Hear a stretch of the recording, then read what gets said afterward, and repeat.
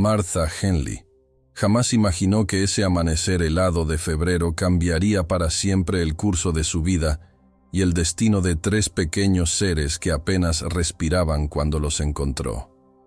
La viuda de 52 años salió de su cabaña en las afueras de Monument Valley con la única intención de revisar las trampas para conejos que había colocado el día anterior. Pero lo que descubrió junto al arroyo congelado la dejó sin aliento y con el corazón acelerado, como si hubiera corrido una maratón.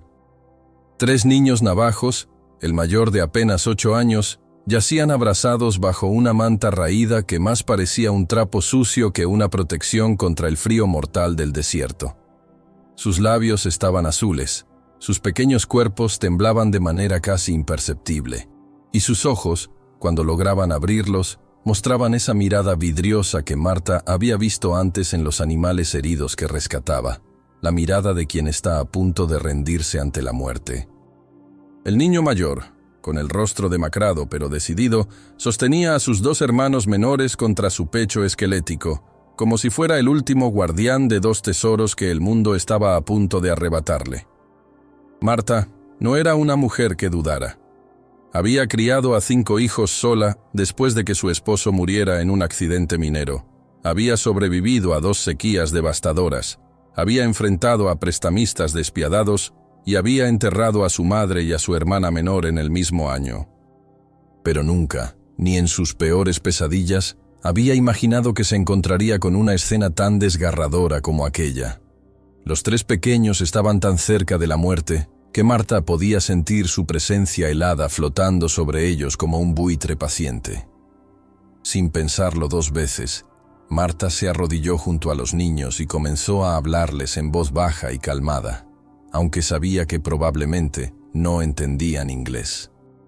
Sus manos, curtidas por años de trabajo duro, tocaron las frentes de los pequeños y confirmaron sus peores temores. Tenían fiebre alta, estaban deshidratados, y por el sonido de su respiración laboriosa, era evidente que habían estado expuestos al frío durante días. El niño mayor la miró con una mezcla de terror y súplica silenciosa, como si entendiera que esta mujer extraña era su única esperanza de salvación. Lo que Martha no sabía era que esos 3 niños no eran huérfanos perdidos en el desierto. Eran los hijos de Ayanna Begay, una joven madre navajo que había muerto 3 días antes por neumonía, y cuyo último aliento había sido una oración desesperada para que alguien, cualquiera, encontrara a sus pequeños antes de que el frío los reclamara.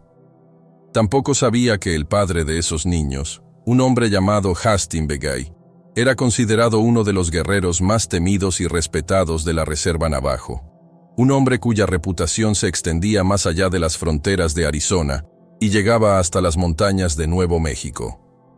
Hastings Begay había estado ausente durante semanas, guiando a un grupo de ancianos en una ceremonia sagrada en las montañas sagradas, sin saber que su esposa había caído gravemente enferma. Cuando finalmente regresó a su hogar, encontró la casa vacía, a su esposa enterrada por los vecinos y a sus 3 hijos desaparecidos. Los rastros en el suelo le contaron una historia que le heló la sangre. Sus pequeños habían vagado por el desierto durante días, buscando comida, buscando ayuda, buscando cualquier cosa que pudiera mantenerlos vivos. Martha cargó al niño más pequeño en sus brazos, apenas un bebé de 2 años que pesaba menos que un saco de harina, y les dijo a los otros 2 que la siguieran. El niño mayor, con una determinación que rompía el corazón, cargó a su hermano de 4 años en su espalda y caminó detrás de Martha con pasos vacilantes pero decididos. En ese momento, mientras caminaban hacia la cabaña, Martha tomó una decisión que cambiaría para siempre el destino de todos los involucrados. No importaba quiénes fueran esos niños, no importaba de dónde vinieran, no importaba qué complicaciones pudiera traer su decisión. Ella los salvaría. Lo que Martha no podía imaginar era que su acto de compasión desataría una cadena de eventos que pondría a prueba todo lo que creía sobre el honor, la justicia y el precio del amor. Porque muy pronto, el eco de tambores navajos resonaría en las montañas, y un guerrero cuyo nombre era susurrado con respeto y temor vendría a reclamar lo que consideraba suyo por derecho de sangre.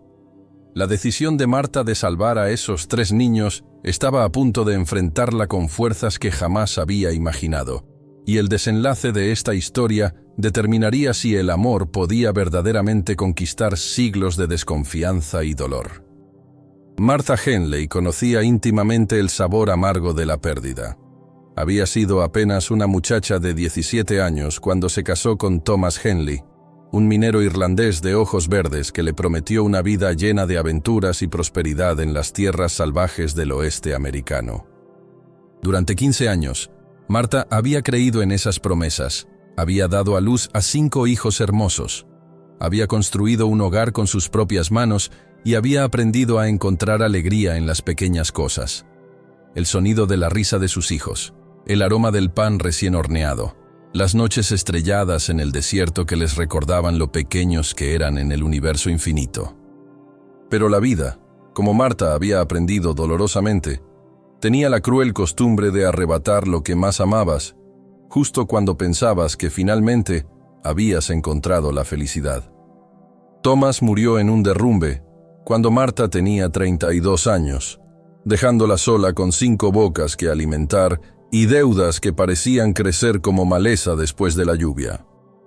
Uno por uno, sus hijos se fueron marchando en busca de mejores oportunidades.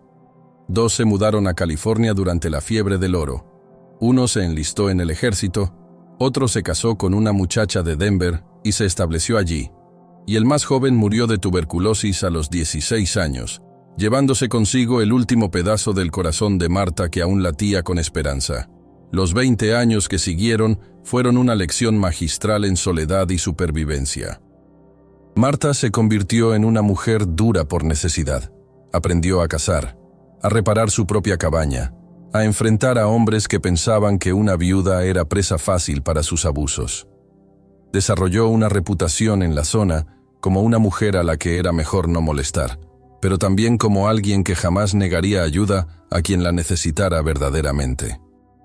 Su cabaña se convirtió en un refugio para viajeros perdidos, para heridos que necesitaban atención médica básica, para cualquier criatura viviente que llegara a su puerta pidiendo misericordia. En el fondo de su corazón, Martha sabía que cada acto de bondad era una forma de expiar una culpa que la carcomía desde hacía décadas. Porque había un secreto que nunca había confesado a nadie, ni siquiera al sacerdote que visitaba el pueblo una vez al mes. El día que Thomas murió, Martha había estado furiosa con él por una discusión tonta sobre dinero y sus últimas palabras habían sido dichas con rabia. Nunca tuvo la oportunidad de pedirle perdón. Nunca pudo decirle que lo amaba. Nunca pudo explicarle que su enojo no era realmente hacia él sino hacia la pobreza que los perseguía como una sombra constante. Esa mañana, cuando Martha vio a los 3 niños navajos al borde de la muerte, sintió algo que no había experimentado en años: la oportunidad de redención.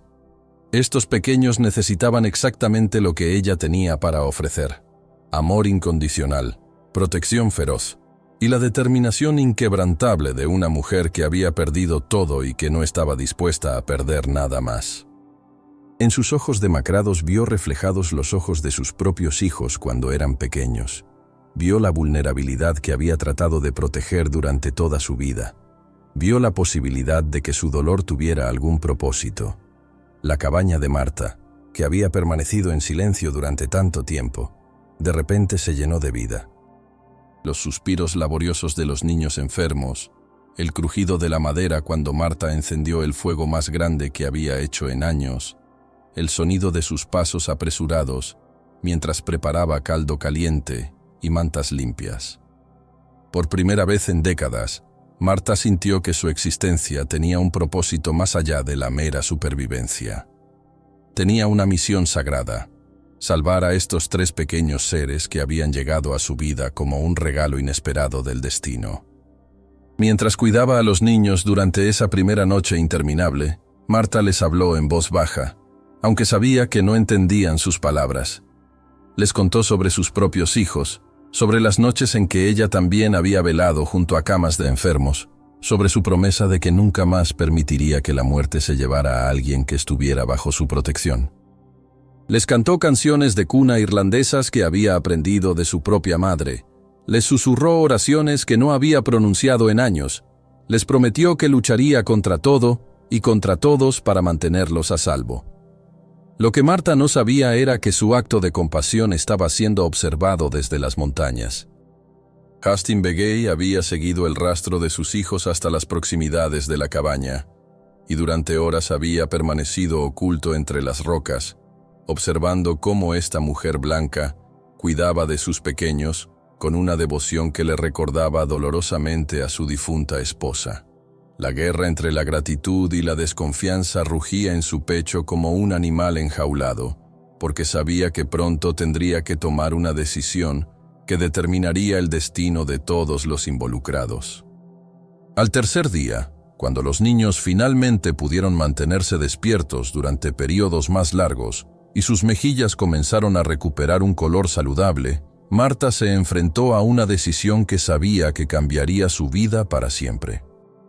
El niño mayor, que se llamaba Jassy, había comenzado a hablar algunas palabras en inglés que había aprendido de los misioneros, y a través de sus explicaciones fragmentadas, Marta comprendió la magnitud de la tragedia que había llevado a estos pequeños a su puerta.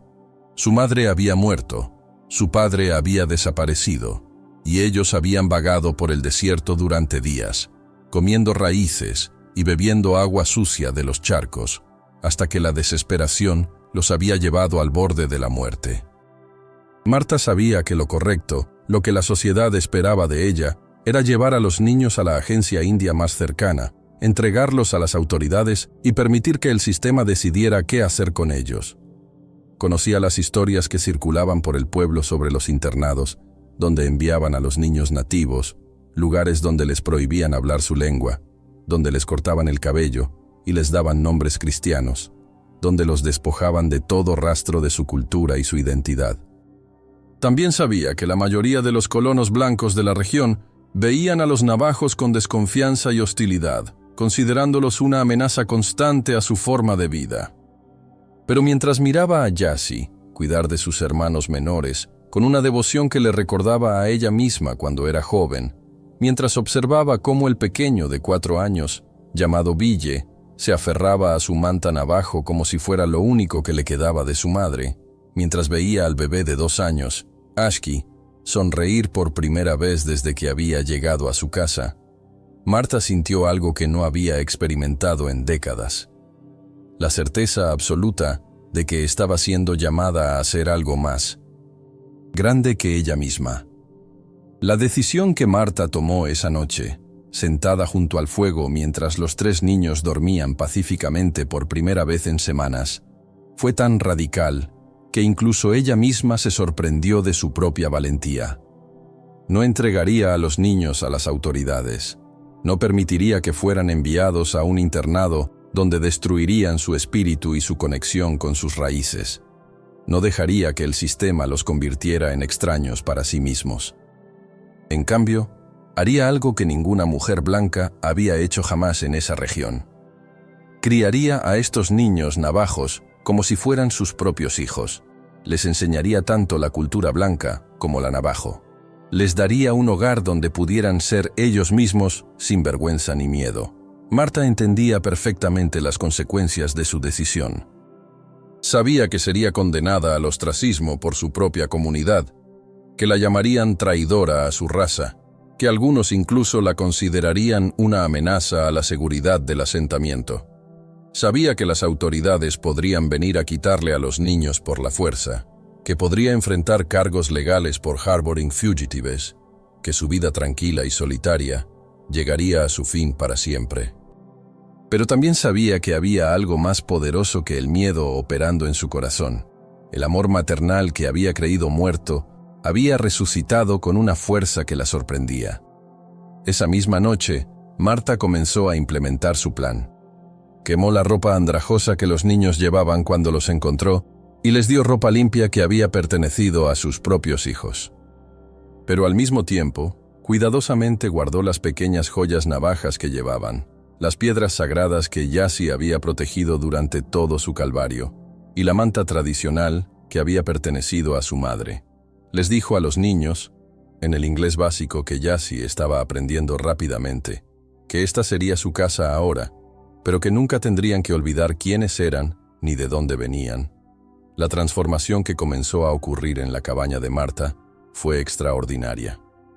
Los niños, que habían estado al borde de la muerte, comenzaron a florecer bajo su cuidado. Jessie demostró una inteligencia extraordinaria, aprendiendo inglés con una rapidez que asombró a Marta, pero también enseñándole a ella algunas palabras en navajo. Ville, el niño de 4 años, tenía un talento natural para trabajar con las manos, y pronto estaba ayudando a Marta con pequeñas tareas alrededor de la casa. Ashki, el bebé, se convirtió en una fuente constante de alegría, llenando la cabaña con su risa y sus primeras palabras en una mezcla de navajo e inglés que hacía sonreír a Marta. Pero lo que Marta no sabía era que su decisión había puesto en movimiento fuerzas que pronto convergerían en su pequeña cabaña como una tormenta perfecta. Porque en las montañas, Hastin Begay había tomado su propia decisión extrema. Después de días de observación, había llegado a la conclusión de que esta mujer blanca no era como las otras, que genuinamente amaba a sus hijos y los estaba cuidando con una devoción que él mismo habría dado. Pero también sabía que según las leyes de su pueblo y las tradiciones de sus ancestros, sus hijos le pertenecían a él y que pronto tendría que reclamarlos. La pregunta que lo atormentaba era si podría hacerlo sin destruir la felicidad que había visto renacer en los ojos de sus pequeños. La tranquilidad que había envuelto la cabaña de Marta durante 3 semanas se hizo pedazos un martes por la mañana, cuando el reverendo Patterson y el alguacil Morrison aparecieron en su puerta con expresiones tan sombrías como nubes de tormenta. Martha había estado enseñando a Jessie a leer cuando escuchó el sonido de los cascos de los caballos acercándose, y algo en el ritmo de esos pasos le dijo que las noticias que traían no serían buenas. Los niños, que habían desarrollado un instinto sobrenatural para detectar el peligro, inmediatamente se escondieron detrás de ella como pollitos buscando refugio bajo las alas de su madre. El reverendo Patterson, un hombre alto y severo cuya misión autoproclamada era civilizar a los paganos del desierto, habló primero con una voz que destilaba desaprobación moral. Le dijo a Marta, que había llegado a sus oídos, que estaba harboring a 3 niños indios sin autorización, que estaba violando las leyes federales que requerían que todos los niños nativos fueran entregados a las agencias apropiadas para su reeducación y cristianización. Sus palabras cayeron sobre Marta como martillazos, cada una diseñada para hacerla sentir culpable y asustada, pero lo que el reverendo no esperaba era que Martha Henley había sobrevivido a cosas mucho peores que las amenazas de un predicador pomposo. El alguacil Morrison, un hombre más joven que claramente se sentía incómodo con la situación, añadió que habían recibido reportes de que un guerrero navajo había sido visto en el área y que existía la preocupación de que la presencia de los niños pudiera atraer a más nativos hostiles a la región. Sus palabras estaban cargadas de los prejuicios y temores que habían alimentado décadas de conflicto entre los colonos blancos y las tribus nativas, pero también revelaban algo más profundo: el miedo de hombres que sabían que habían construido sus vidas sobre tierra que no les pertenecía originalmente. Marta escuchó sus argumentos con una calma que sorprendió incluso a ella misma, pero por dentro, su corazón latía como el de un animal acorralado. Sabía que este momento llegaría eventualmente. Había estado preparándose para él durante semanas, pero enfrentar la realidad de perder a los niños era infinitamente más doloroso de lo que había imaginado. Cuando finalmente habló, su voz tenía la firmeza del acero templado en el fuego de la adversidad. Les dijo que los niños estaban bajo su protección, que habían llegado a ella al borde de la muerte y que ahora estaban sanos y felices, que no permitiría que fueran arrancados de su hogar para ser enviados a lugares donde destruirían su espíritu. La respuesta de Marta desató una avalancha de amenazas y recriminaciones. El reverendo Patterson la acusó de estar obstaculizando la obra de Dios, de impedir que esos niños salvajes fueran convertidos en ciudadanos cristianos civilizados. Le recordó que una mujer soltera no tenía autoridad legal para adoptar niños, especialmente niños de otra raza, y que su comportamiento era una afrenta a las normas decentes de la sociedad. El alguacil Morrison, aunque más diplomático en su lenguaje, dejó claro que tenía órdenes de llevarse a los niños inmediatamente, por la fuerza si era necesario. Fue en ese momento, cuando la tensión había alcanzado su punto máximo y parecía que los niños serían arrancados de los brazos de Marta, que algo extraordinario sucedió. Yassi, el niño de 8 años que había demostrado una madurez sobrenatural desde el día que llegó, se adelantó y se colocó entre Marta y los dos hombres. Con una dignidad que dejó a todos sin palabras, habló en inglés claro y directo, diciéndoles que Marta era su madre ahora, que ella los había salvado cuando nadie más se había preocupado por ellos, y que preferían morir antes que ser separados de ella. Las palabras de Yassi cayeron sobre el grupo como una bomba emocional. Aquí estaba un niño que supuestamente necesitaba ser civilizado, hablando con más elocuencia y dignidad que muchos adultos blancos, defendiendo a la mujer que lo había salvado con una valentía que hacía que los argumentos de los visitantes parecieran mezquinos y crueles. El pequeño Ville se unió a su hermano mayor, y aunque sus palabras en inglés eran limitadas, su mensaje era claro: no se irían sin luchar. El reverendo Patterson, claramente molesto por este giro inesperado de los eventos, comenzó a hablar sobre la autoridad de la ley y la voluntad de Dios, pero sus palabras sonaban huecas contra la demostración de amor y lealtad que acababa de presenciar. El alguacil Morrison parecía genuinamente conmovido por el valor de los niños, pero también estaba atrapado entre sus órdenes oficiales y su creciente comprensión de que tal vez estaba en el lado equivocado de esta batalla moral. La confrontación terminó con una amenaza velada pero clara. Tenían 3 días para entregar a los niños voluntariamente, o regresarían con más hombres y los tomarían por la fuerza. Mientras los 2 hombres se alejaban, Marta sabía que había cruzado un punto de no retorno. La guerra había sido declarada, y el precio de perder sería más de lo que su corazón podría soportar. Lo que no sabía era que en las montañas, Hastings Begay había escuchado cada palabra de la confrontación, y que muy pronto tendría que decidir si ayudaría a la mujer que había salvado a sus hijos, o si reclamaría lo que era suyo por derecho de sangre. Esa noche, Marta no pudo dormir. Se quedó sentada junto a la ventana, observando las sombras que la luna proyectaba sobre el desierto, calculando opciones que parecían igualmente desesperadas. Podía huir con los niños, intentar llegar a California donde tal vez podrían perderse entre la multitud de colonos que buscaban una nueva vida, pero sabía que 3 días no eran suficientes para llegar tan lejos, especialmente viajando con niños pequeños. Podía quedarse y luchar, pero ¿qué oportunidad tenía una mujer sola contra la autoridad del gobierno federal y la determinación de hombres que creían estar haciendo la voluntad de Dios? Fue mientras contemplaba estas opciones imposibles que escuchó un sonido que le heló la sangre. El suave golpeteo de mocasines sobre la tierra endurecida, tan silencioso que cualquier otra persona lo habría confundido con el viento nocturno.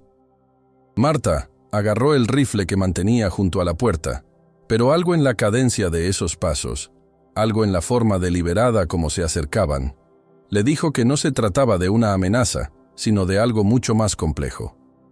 Cuando la figura emergió de las sombras, Marta se encontró cara a cara con el hombre que había estado haunting sus pesadillas desde el día que encontró a los niños. Hastings Begay era exactamente como Marta se lo había imaginado. Alto, musculoso, con ojos que parecían capaces de ver a través del alma de una persona.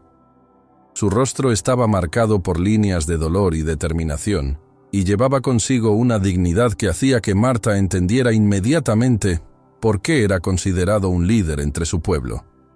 Pero lo que más la sorprendió fue la tristeza que vio en sus ojos, una tristeza tan profunda que rivalizaba con la suya propia.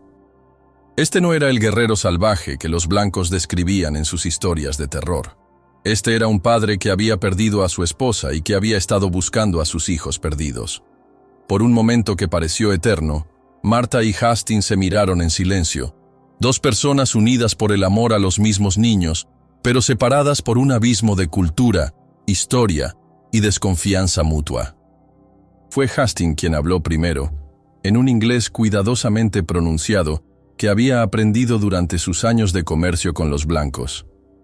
Le dijo a Marta que había estado observando, que había visto cómo cuidaba de sus hijos, que sabía que su amor por ellos era genuino. Sus palabras estaban cargadas de una gratitud que luchaba contra siglos de resentimiento hacia la gente que había robado las tierras de su pueblo. Marta, con una valentía que la sorprendió a ella misma, le respondió que entendía que él era el padre de los niños, que respetaba su derecho a reclamarlos, pero que también sabía que los niños habían encontrado felicidad y seguridad en su hogar. Le contó sobre la amenaza del reverendo y el alguacil, sobre los internados donde destruían el espíritu de los niños nativos, sobre su propio miedo de perder a estos pequeños que habían llegado a significar todo para ella. Sus palabras temblaron con la emoción de una mujer que sabía que estaba luchando por lo más importante de su vida. Hastings escuchó en silencio, y Marta pudo ver la guerra que se libraba en su interior. Como padre, quería recuperar a sus hijos, pero como líder sabio, entendía que arrancarlos de la única estabilidad que habían conocido después de la muerte de su madre podría causarles un daño irreparable. También sabía que si se los llevaba de vuelta a la reserva, las autoridades eventualmente los encontrarían y los enviarían a los temidos internados, donde perderían no solo su identidad navajo, sino también cualquier vestigio de la felicidad que habían encontrado con Marta. La conversación se extendió hasta altas horas de la madrugada. Dos almas heridas compartiendo sus miedos y esperanzas en susurros que no querían despertar a los niños que dormían en la habitación contigua. Hastings le contó a Marta sobre Aiyana, su esposa, sobre cómo había muerto mientras él estaba ausente cumpliendo con sus deberes ceremoniales, sobre la culpa que lo carcomía por no haber estado allí para salvarla. Marta le habló de sus propios hijos perdidos, de la soledad que había sido su compañera durante décadas, de cómo estos tres pequeños habían devuelto propósito a su vida vacía. Fue en ese momento de vulnerabilidad compartida que nació una alianza improbable. Hastings propuso algo que ninguno de los dos había imaginado posible. Una solución que desafiaría todas las convenciones sociales, pero que podría proteger a los niños de los horrores que les esperaban tanto en los internados como en una vida de constante huida. Le sugirió a Marta que trabajaran juntos, que encontraran una forma de mantener a los niños seguros mientras les permitían mantener conexiones con ambas culturas. El plan que comenzaron a forjar esa noche era audaz, hasta el punto de la locura. Marta mantendría a los niños oficialmente bajo su cuidado, pero Hastings vendría regularmente a enseñarles sobre su herencia navajo, sus tradiciones, su lengua. Juntos, crearían un hogar donde los niños pudieran ser tanto navajos como americanos, donde no tendrían que elegir entre dos identidades, sino que podrían abrazar ambas. Era un plan que requeriría secreto absoluto, valentía extraordinaria y una confianza mutua que trascendía siglos de conflicto racial. Durante 2 meses, el plan funcionó como un milagro silencioso. Hastings venía al anochecer, moviéndose por el desierto como una sombra, enseñando a sus hijos las canciones sagradas de su pueblo, las historias de los antiguos, los secretos de la tierra que habían sostenido a los navajos durante generaciones.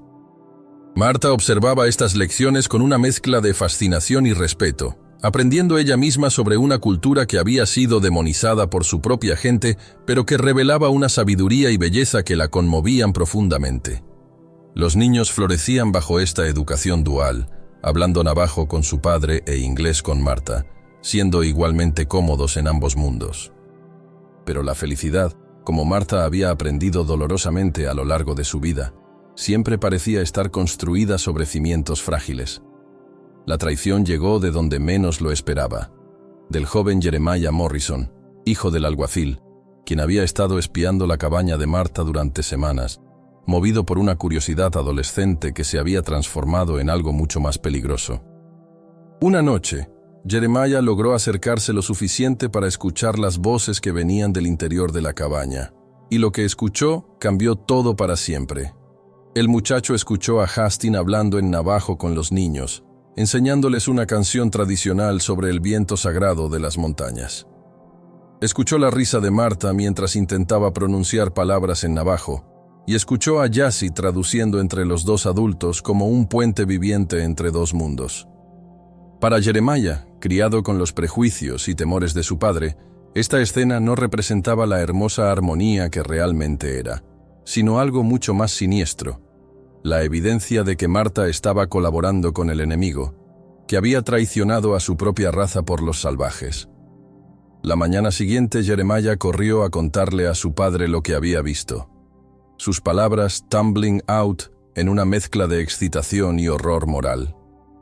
Describió cómo había visto al guerrero navajo en la cabaña de Marta, cómo los habían estado ayudando a esconderse, cómo Marta estaba permitiendo que los niños mantuvieran sus costumbres paganas en lugar de civilizarlos apropiadamente.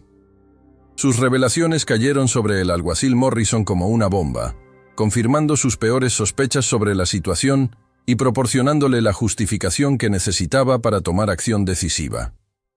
El alguacil Morrison no perdió tiempo. Esa misma tarde, cabalgó hasta la ciudad más cercana y envió telegramas urgentes a las autoridades territoriales y federales, informándoles sobre la presencia de un guerrero navajo hostil en el área y sobre la colaboración de una ciudadana blanca con elementos subversivos. Exageró deliberadamente la amenaza, describiendo a Hastings como un líder de guerra que podría estar planeando ataques contra los asentamientos blancos y a Marta como una traidora que había comprometido la seguridad de toda la región. La respuesta fue swift y brutal. Dentro de 3 días, una columna de soldados federales estaba en camino hacia Monument Valley, liderada por el coronel James Whitmore, un veterano de las guerras indias cuya reputación se había forjado en la sangre de nativos americanos. Whitmore había recibido órdenes específicas: capturar al guerrero navajo, confiscar a los niños y arrestar a Martha Henley por treason y por dar aid and comfort al enemigo. No habría negociaciones, no habría clemencia, no habría segundas oportunidades. Martha se enteró del peligro que se aproximaba a través de Tom Silverton, un comerciante itinerante que había sido amigo de su difunto esposo y que mantenía una red informal de información a través del territorio. Tom llegó a su cabaña con el rostro grave y las noticias más terrifying que Martha había escuchado jamás. Le dijo que los soldados llegarían en menos de 2 días, que venían con órdenes de shoot to kill si Hastings resistía el arresto, y que ella misma sería llevada encadenada para enfrentar cargos federales que podrían resultar en décadas de prisión. El mundo de Martha se desplomó en ese momento.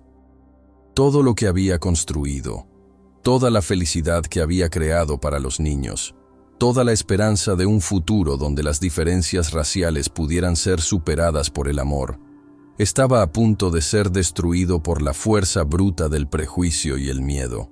Peor aún, sabía que si los soldados capturaban a Hastings, lo más probable era que lo ejecutaran sumariamente, convirtiendo a los niños en huérfanos una vez más.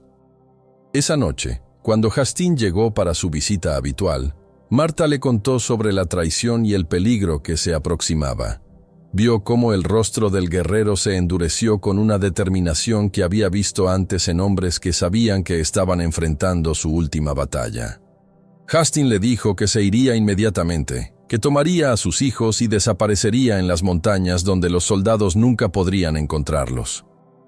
Pero Martha sabía que esta solución significaría el fin de todo lo que habían construido juntos, el fin del experimento extraordinario de criar niños en 2 culturas, el fin del amor que había florecido en su corazón como flores en el desierto después de la lluvia.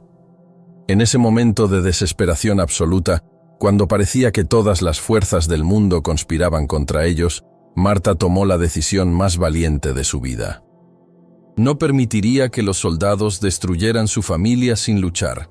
No permitiría que el odio y el miedo triunfaran sobre el amor y la compasión.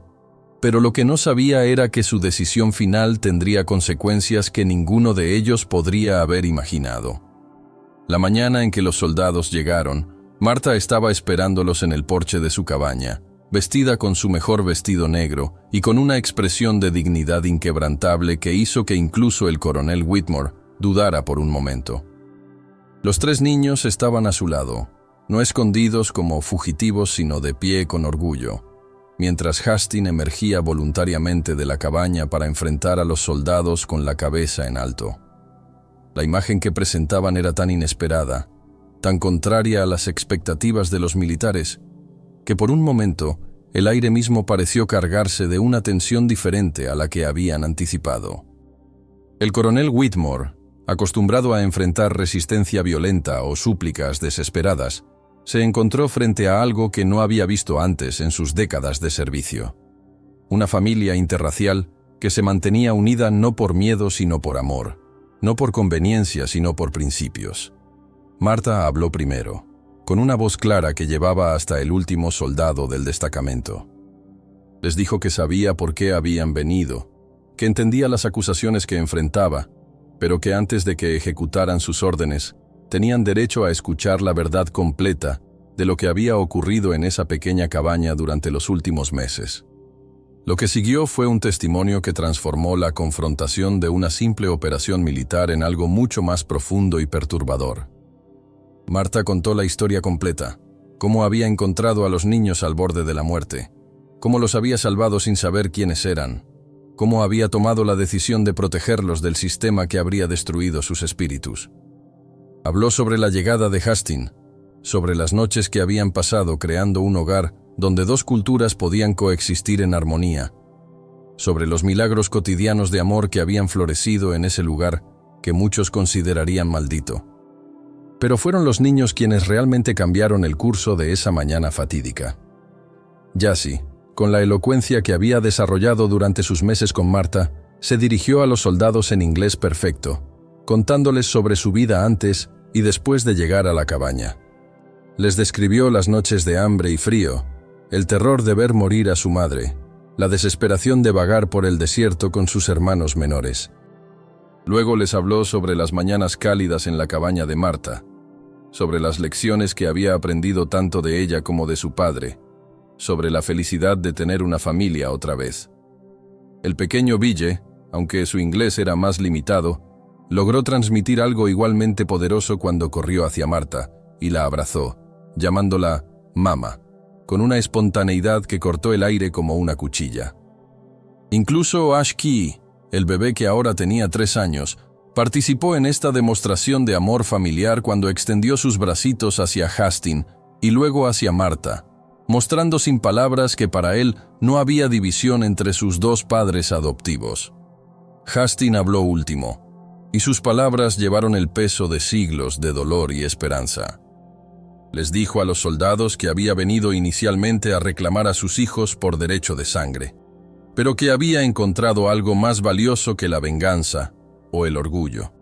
Había encontrado prueba de que el amor podía existir entre los pueblos, de que el futuro de sus hijos no tenía que estar limitado por las heridas del pasado.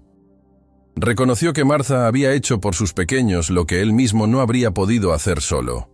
Les había dado la oportunidad de pertenecer a ambos mundos sin renunciar a ninguno. El coronel Whitmore, que había llegado esperando encontrar a una traidora y un salvaje hostil, se encontró frente a una familia que desafiaba todas sus concepciones sobre raza, lealtad y civilización. Los soldados que lo acompañaban, muchos de ellos padres ellos mismos, no podían ignorar la autenticidad del amor que habían presenciado. La operación que había sido planificada como una demostración de poder federal se había transformado en algo que ninguno de ellos había anticipado. Una lección sobre la posibilidad de redención y reconciliación. La decisión que tomó el coronel Whitmore esa mañana se convertiría en leyenda en toda la región. En lugar de arrestar a Martha y Hastings, en lugar de separar a la familia que habían creado, hizo algo extraordinario. Declaró oficialmente que había llegado demasiado tarde, que los fugitivos habían escapado antes de su arribo y que no había evidencia suficiente para procesar a Martha por ningún crimen. Fue una mentira benevolente que salvó vidas y preservó algo hermoso en un mundo demasiado acostumbrado a la destrucción. El coronel se marchó ese día con sus soldados, pero no sin antes hablar privadamente con Martha y Hastings. Les dijo que su acuerdo no podía ser público, que tendrían que ser más cuidadosos en el futuro, pero que él personalmente no haría nada para interferir con lo que habían construido. Había visto demasiada muerte y destrucción en las guerras indias, dijo, y había llegado a la conclusión de que tal vez era hora de intentar algo diferente. Los años que siguieron vieron florecer algo verdaderamente extraordinario en esa pequeña cabaña del desierto. Los niños crecieron bilingües y biculturales. Jassy se convirtió en un líder que ayudó a tender puentes entre las comunidades blanca y navajo, y la historia de Martha y Hastings se susurró como una leyenda de esperanza entre quienes creían que el amor podía conquistar el odio. 20 años después, cuando Martha Henley tenía 72 años y su cabello había adquirido el color de la nieve en las montañas sagradas, se sentaba en el mismo porche donde una vez había enfrentado a los soldados federales, observando a sus nietos jugar en el patio. Jassy se había convertido en un respetado líder comunitario, sirviendo como intérprete y mediador entre el gobierno estadounidense y la nación navajo. Ville había desarrollado un talento extraordinario para la artesanía tradicional navajo, creando joyas y textiles que eran buscados por coleccionistas de todo el país. Ashki, el bebé que había llegado a sus brazos pesando menos que un saco de harina, ahora era un maestro que enseñaba tanto en inglés como en navajo en la primera escuela integrada de la región.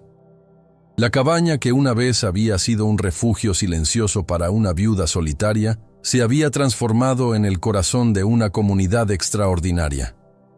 Familias navajas y blancas venían regularmente a compartir comidas, celebraciones y ceremonias que honraban ambas tradiciones. Los hijos de antiguos enemigos jugaban juntos en el mismo patio, donde Martha había salvado a 3 niños moribundos, hablando una mezcla de inglés y navajo, que había creado su propio dialecto del amor y la comprensión mutua. Hastings, ahora un anciano venerado cuya sabiduría era buscada por líderes de ambas comunidades, había construido su propia casa cerca de la cabaña de Martha, pero los 2 hogares funcionaban como uno solo, unidos por lazos que habían demostrado ser más fuertes que la sangre.